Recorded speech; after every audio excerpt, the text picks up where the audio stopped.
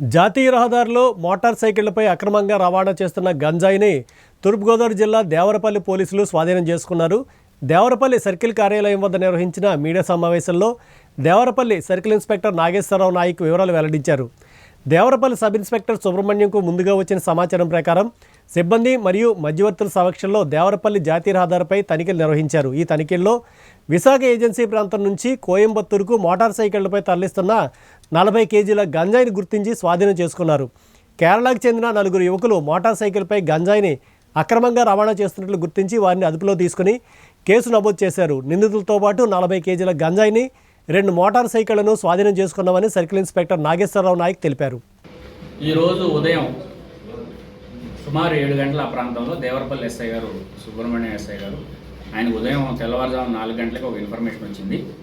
అటు రాజమండ్రి వైపు నుంచి నలుగురు వ్యక్తులు 2 మోటార్ సైకిళ్ళ మీద గంజాయి బ్యాగుల్లో గంజాయి తీసుకొని మన దేవరపల్లి మీదుగా సుమారు 6-7 మధ్యలో క్రాస్ అవుతారని దేవరపల్లి ఎస్ఐ గారికి రాబడిన ముందస్తు సమాచారం మీద పక్కగా గంజాయి వస్తుందనే సమాచారం మీద ఎస్ఐ గారు ప్రొసీజర్ ప్రకారం మధ్యవర్తులను అందరినీ ముందే సెక్యూర్ చేసుకొని దేవరపల్లి డైమండ్ జంక్షన్ నుంచి పైకెక్కితే సైన్ బోర్డు ఉంటుంది. ఆ ఏరియాలో 7 గంటలకి 2 మోటార్ సైకిల్ని చాకచక్యంగా ఆపి వాళ్ళని తనిఖీ చేయగా 4 వ్యక్తులు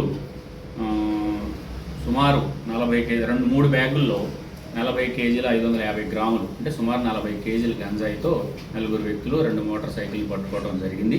ఆ 4 వ్యక్తుల్ని వివరాలు అన్నీ చేయగా వాళ్ళ పేర్లు అమల్ కృష్ణ. ఈ 4 కేరళ రాష్ట్రానికి చెందిన వాళ్ళే. అమల్ కృష్ణ, మహమ్మద్ సాహల్ మేన్, అభినవ్ పునతిన్ ముక్తల్ అనే ఈ 4 వివరాలు. ఈ 4ని అరెస్ట్ చేయడం జరిగింది. ఎన్డీపీఎస్ యాక్ట్ ప్రకారం ఒక గెజిటెడ్ ఆఫీసరు, విఆర్ఓలు వాళ్ళందరి సమక్షంలో ఈ గంజాయిని తూకం వేయించడం, వేయింగ్ మిషన్ ద్వారా కూడా తూకం వేయించడం జరిగింది. ఈ కేసులో ఎస్ఐ గారి యొక్క ముందస్తు సమాచారం ఆయనకున్న ఇన్ఫర్మేషన్ సిస్టమ్ ద్వారా ఈ 4ని పట్టుకోవడం జరిగింది.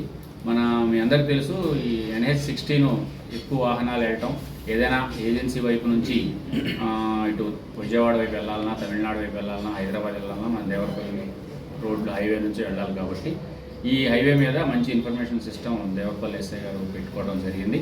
అలాగే ఈ గంజాయి ఇన్వెస్టిగేషన్లు ఇప్పుడున్న ప్రాథమిక సమాచారం ప్రకారం మన పాడేరు నుంచి లోపల ఒరిస్సా బార్డర్లో ఒక వ్యక్తి ద్వారా ఏజెన్సీలో బాగా మనకు ఒరిస్సా ఛత్తీస్గఢ్ బార్డర్లో నుంచి ఈ గంజాయిని వీళ్ళు మోటార్ సైకిల్ మీద తమిళనాడు రాష్ట్రానికి తీసుకెళ్తున్నట్టు, కోయంబత్తూరు తీసుకెళ్తున్నట్టు మాకు ప్రాథమిక విచారణలో తెలవడం జరిగింది.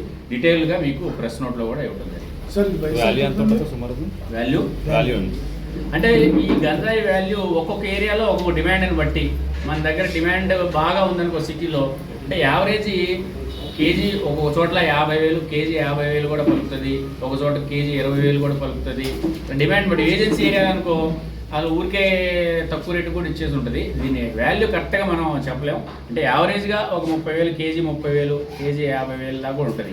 ఇంకా దాన్ని ప్రాసెస్ చేసి ఇంకా కాస్ట్లీగా కూడా అమ్మే సందర్భాలు కూడా ఇంకా కొన్ని మా కాస్మోపాలిటన్ సిటీస్, మెగా సిటీస్లో ఇంకా కాస్ట్లీగా కూడా అమ్ముతారు. అంటే మేము ఇప్పుడు దాకా అంచనా ప్రకారం సుమారు ఒక 50,000 యావరేజ్ కేజీ 50,000 దాకా అమ్మొచ్చు అనేది మాకున్న ప్రాథమిక సమాచారం.